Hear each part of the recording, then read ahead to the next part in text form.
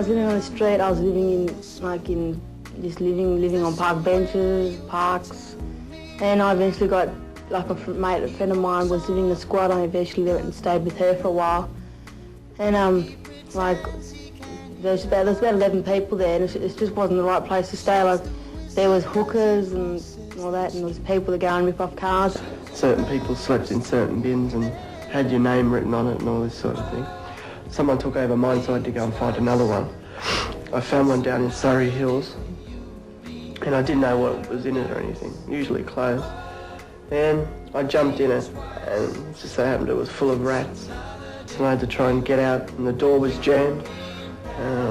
Climbing up the walls, let me out, and there's millions of rats running all around the place. Well, I was 7 years old, the first time I ever left home. I was on the street for about 6 months. I was terrified. Terrified. I didn't know what way to go. I didn't know anybody. It was like a new world, except it was the worst world out.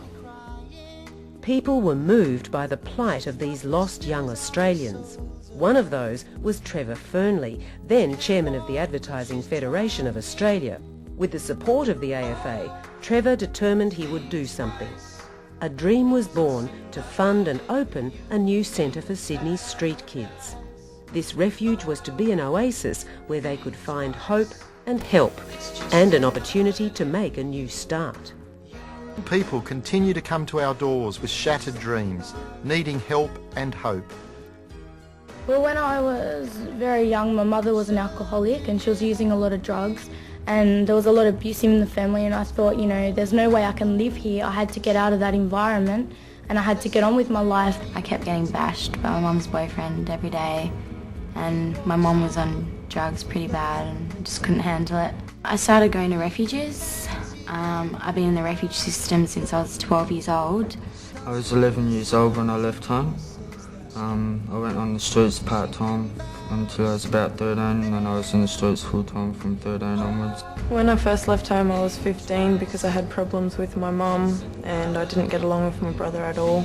And the first night I slept in a park and it was pouring rain. I slept on the table and there was lightning and everything. I never thought that I'd be kicked out of home or anything like that. I always thought that I'd never be on the streets or anything like that. I was really confused about a lot of things.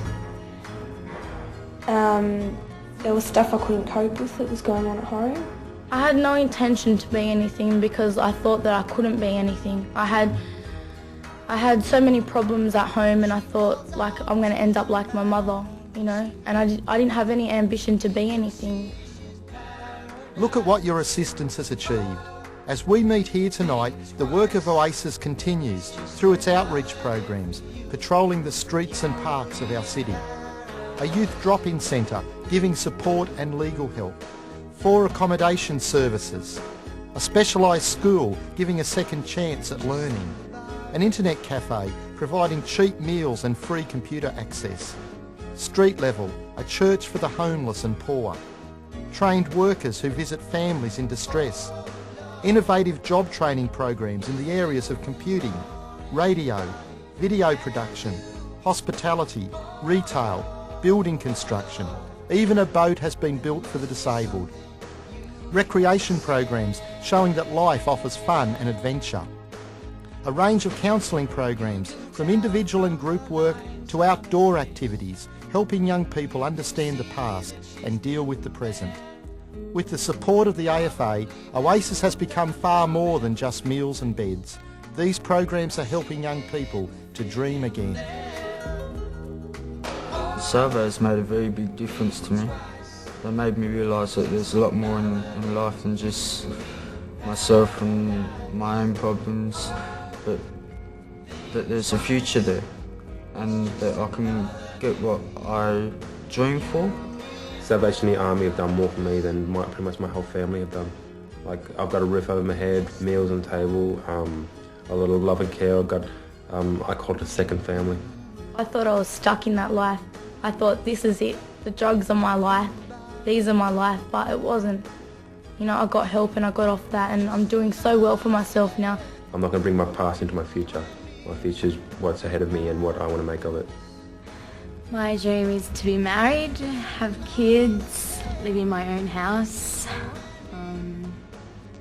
to be studying. I want to be a nurse when I'm older.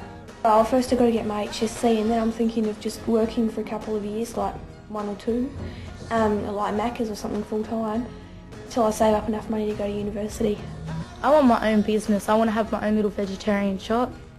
Yeah, I wanted my own business. In 3 years' time, hopefully, I want to do Salvation Army work or do something to help people who have been in my situation. Your dreams can come true.